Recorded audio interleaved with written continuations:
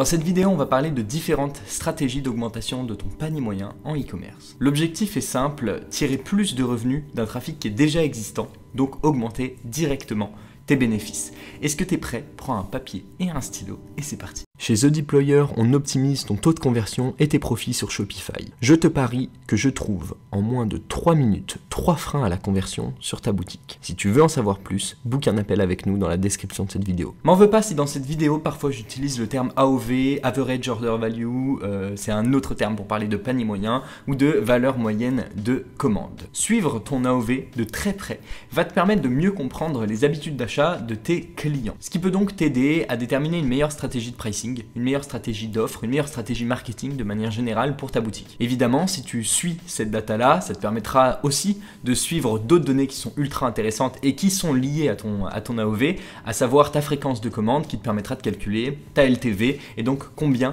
un client te rapporte sur le long terme. Mais ça, on en parlera dans une prochaine vidéo. Dans un premier temps, ici, on va commencer par définir qu'est-ce que le panier moyen et qu'est-ce que l'AOV. La valeur moyenne des commandes, c'est un indicateur qui va déterminer ce qu'un utilisateur, ce qu'un client dépense en moyenne sur ta boutique pour chaque commande. Tu peux le calculer super simplement en divisant simplement le revenu total de ta boutique par rapport à ton nombre de commandes, mais tu peux aussi y accéder assez simplement en quelques clics depuis l'analytics de Shopify. Donc tu l'auras compris, la suivre c'est bien, connaître ton AOV c'est intéressant, mais augmenter et avoir un impact, optimiser ton AOV, ça te permettra d'avoir un impact sur ton ROI de manière générale, donc ton ROS, à savoir ton impact et ton retour sur investissement publicitaire, et évidemment à terme sur ta LTV et donc la valeur moyenne d'un client sur le long terme. Dans l'agence, c'est ce qu'on fait tous les jours et voici évidemment la raison pour laquelle on n'est pas qu'une agence d'optimisation de conversion, on est une agence d'optimisation de conversion, de rétention, de panier moyen sur Shopify parce que toutes ces données sont étroitement liées et notre but c'est de jouer avec tous ces curseurs. Évidemment, ces curseurs, on va les préciser au fur et à mesure, comme on l'a déjà vu sur le taux de conversion et les manières de découper le taux de conversion. Et c'est exactement pareil sur le panier moyen, mais dans tous les cas, ces données, elles te serviront premièrement à augmenter les revenus et les bénéfices de ta boutique, à vendre un plus grand nombre de produits et à mettre en place des strates marketing évidemment plus rentables. Maintenant, je vais te partager 6 astuces pour augmenter ton panier moyen sur ta boutique, mais pas n'importe lesquelles. Des astuces pour augmenter ton panier moyen, il en existe des centaines, voire même des milliers. Aujourd'hui, je vais te partager 6 astuces, 6 tips qu'on a appliqués chez des clients sous forme d'A/B testing et qui marchent à tous les coups, qui ont été appliqués sur au moins une dizaine de clients, donc sur lesquels il y a au moins 100 000 personnes, un échantillon de 100 000 personnes qui sont passées et qui marchent, comme je t'ai dit, à tous les coups, c'est parti. La toute première astuce, c'est augmente ton prix. Ça ne marchera pas à tous les coups, mais ça vaut le coup d'être testé. Ça vaut le coup de tester un plus 10%, 5 à 10% sur ton prix pour voir comment réagit ton trafic. Et évidemment, il va falloir que tu l'A/B testes. Il va falloir que tu soumettes tes utilisateurs à la version originale, celle qui fonctionne, et que tu soumettes une autre partie des utilisateurs à la version avec plus 5. Voire plus 10%. Encore une fois, c'est de l'itération. Tu vas pouvoir faire peut-être un test à plus 5 si ça marche bien. Pourquoi pas tester un plus 7,5 ou un plus 10%. Très rares sont les personnes qui ont une vraie stratégie de pricing parce que très rares sont les personnes qui testent leur prix. Pourtant, on le sait, c'est bien connu, ton prix c'est une des objections principales à l'achat. Alors tester ton prix, c'est évidemment l'étape numéro 1 et tu vas voir qu'elle nous sera super utile pour les étapes suivantes. Tu te demandes maintenant sûrement comment on teste ou on A/B teste un prix sur Shopify. Tu vas voir que c'est pas très compliqué que ça.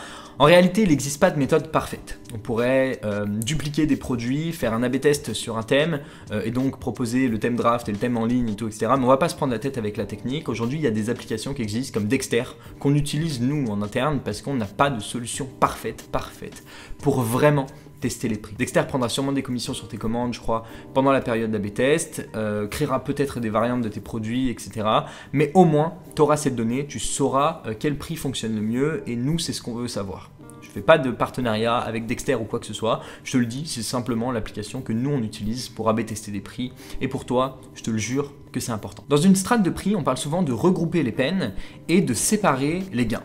Une peine, ça peut être traduit par une douleur, quelque chose qui va surprendre ou qui peut freiner l'utilisateur, comme le fait d'apprendre qu'il y a des taxes en plus à l'étape suivante de l'achat, ou évidemment un tarif de livraison qui est assez élevé, qui peut freiner encore une fois son achat et le ralentir dans sa dynamique d'achat.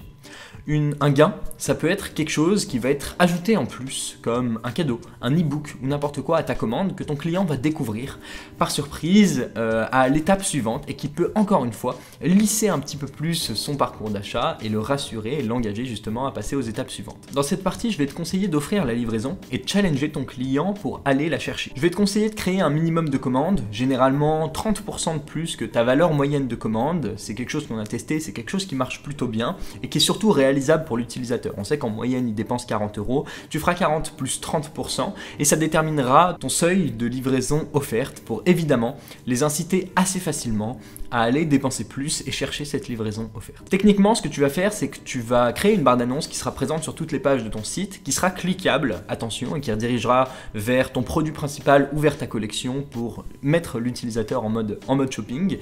Que cette barre d'annonce, comme je t'ai dit, soit présente sur le site, qu'elle soit cliquable et qu'elle soit en plus de ça dynamique. C'est-à-dire qu'à chaque fois qu'un utilisateur va ajouter des choses au panier, il va pouvoir voir décroître justement cette barre d'annonce et se rapprocher de sa livraison gratuite ou du cadeau qu'il va obtenir parce que, encore une fois, tu peux déterminer plusieurs seuils.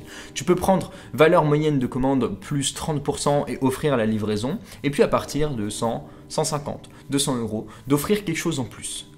Une boîte, un cadeau, n'importe quoi, un produit en plus potentiellement, pour que, encore une fois, il soit dans une dynamique où il va chercher son cadeau en augmentant sa valeur moyenne de commande. Évidemment, quand l'utilisateur aura atteint sa livraison offerte, eh bien, tu le féliciteras pour l'inciter à passer à l'étape suivante et donc à la caisse. Sache que sur des statistiques moyennes que tu peux trouver assez facilement, on sait que la plupart des utilisateurs qui abandonnent leur panier le font parce qu'ils découvrent des coûts supplémentaires comme des frais d'expédition, des taxes, des frais.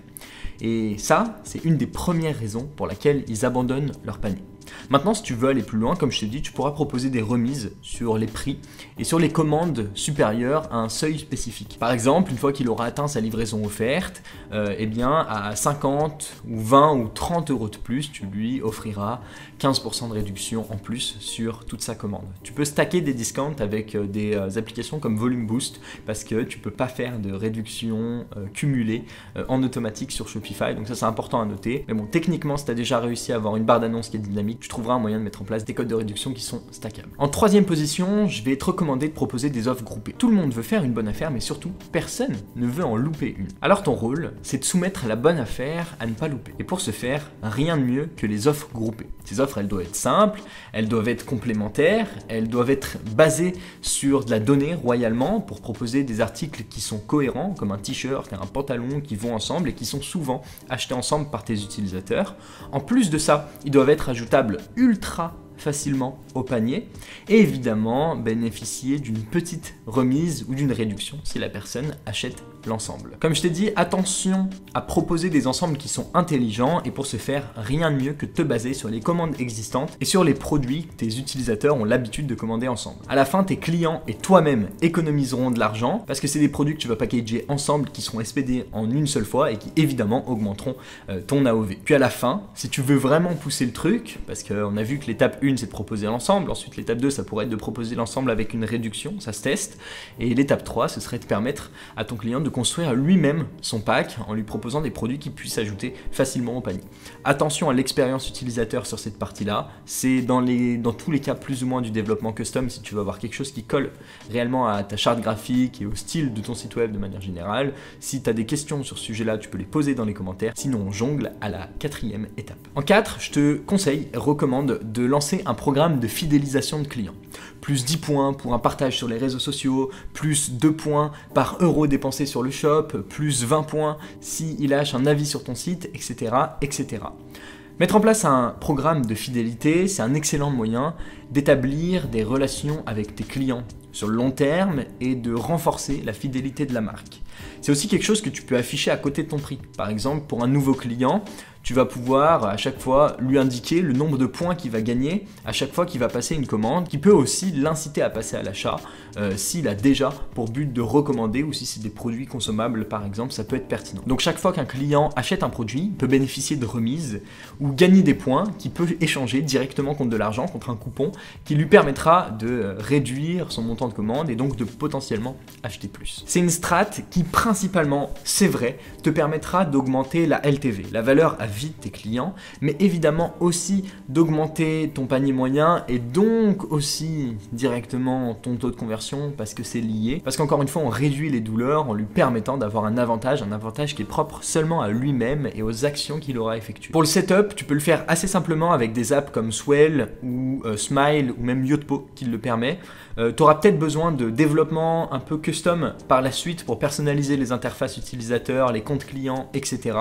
Mais dans un premier temps, tu peux le tester assez facilement avec ce genre d'app. Passons maintenant à la partie 5. Sur la partie 5, utilise les BOGO. T'as déjà entendu ça? Buy one, get one.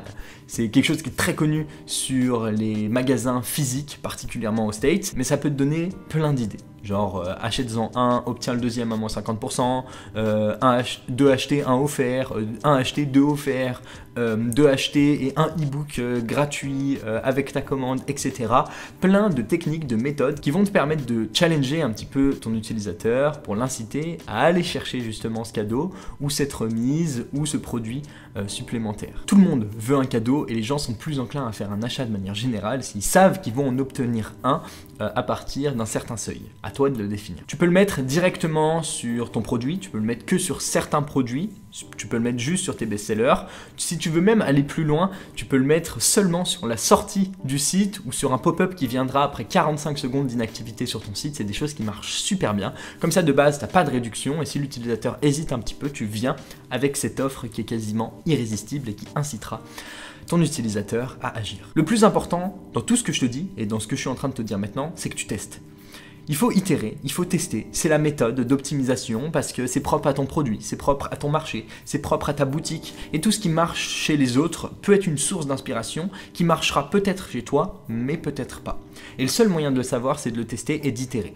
Jamais, au grand jamais, du premier coup, tu auras l'expérience qui apporte le plus de résultats et de revenus à ta boutique, qui offre la meilleure expérience à tes clients et ça, il faut le tester, voire même l'A/B tester. Oublie complètement le fait d'activer une semaine sur deux ou d'un mois à l'autre la fonctionnalité ou de revenir à l'ancienne version si tu penses que les résultats sont pas bons.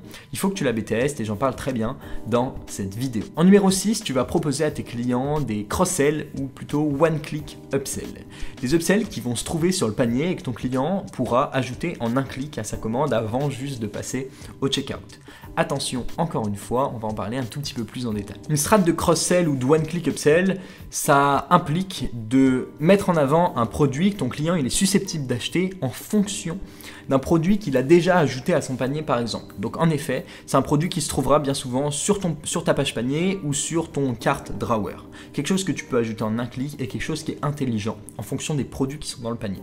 Tu peux proposer le même produit à tout le monde, mais ce qui t'apportera le meilleur des résultats, surtout si évidemment tu as plusieurs produits sur ta boutique, c'est justement de rendre ce système-là intelligent et de proposer un kit de lavage pour les produits qui vont en machine et un kit d'entretien autre que le lavage pour les produits qui n'y vont pas.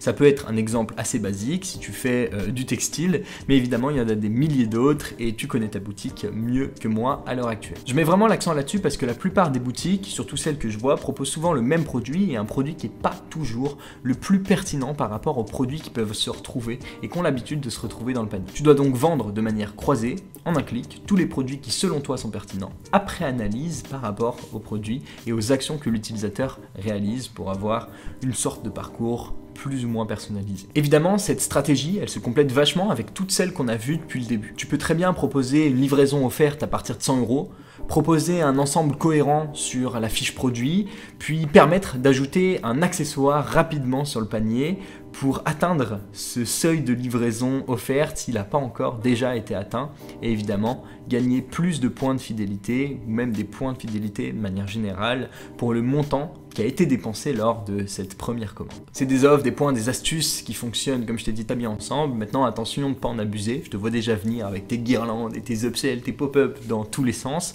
Il faut conserver un parcours d'achat qui est simple, qui n'embête pas ou ne vient pas interférer justement avec l'expérience qu'a ton utilisateur sur la plateforme. Mais si c'est le cas et qu'en plus de ça, tu arrives à glisser des ensembles intelligents et des petites choses qui simplement permettent à ton utilisateur d'augmenter sa moyenne de commande, alors là, tu as tout gagné. C'est pas facile, ça demande du taf, mais améliorer ses résultats en e-com, que ce soit au niveau de conversion, du panier moyen, de la rétention, c'est le résultat d'itération, d'analyse et de tests, principalement d'A/B test. Jamais, au grand jamais, comme je t'ai dit, tu auras la meilleure expérience, le meilleur panier moyen, le meilleur taux de conversion du premier coup. Ça n'existe jamais, c'est un rêve et tu peux encore y rêver pendant longtemps. Maintenant, je te le dis avec du recul, le jeu en vaut sincèrement la chandelle. Tu pourrais gagner 2 fois plus avec le même investissement publicitaire que tu as à l'heure actuelle, seulement en bougeant quelques curseurs sur ton site. Ces curseurs, on en connaît les bonnes méthodes, les bonnes pratiques, les bonnes astuces. Tu viens d'en découvrir 6 dans cette vidéo. Maintenant, c'est propre à toi. C'est propre à ta boutique, à ta typologie de produit. Il y a des choses qui marcheront chez toi, qui ne marcheront pas chez d'autres personnes et inversement. À la fin de la commande, n'oublie pas de bien par email et plus remercier ton client d'avoir acheté sur ta boutique. C'est important de laisser une bonne impression à tes clients et fournir un service client au top du top. Ça conduira naturellement à la pérennité de ta boutique, à des recommandations, à du bouche à oreille qui augmenteront tes conversions, ton AOV et ton taux de rétention. Dans les prochaines vidéos, on continuera évidemment à parler d'optimisation, de rentabilité sur ta boutique e-commerce, principalement de conversion de LTV et peut-être même encore de panier moyen. Alors reste branché, abonne-toi. Puis en attendant, je te propose d'analyser gratuitement ton parcours d'achat de A à Z lors d'un call entre toi et moi. Je te laisse booker ce call juste en dessous dans la description de cette vidéo et puis je te dis à tout.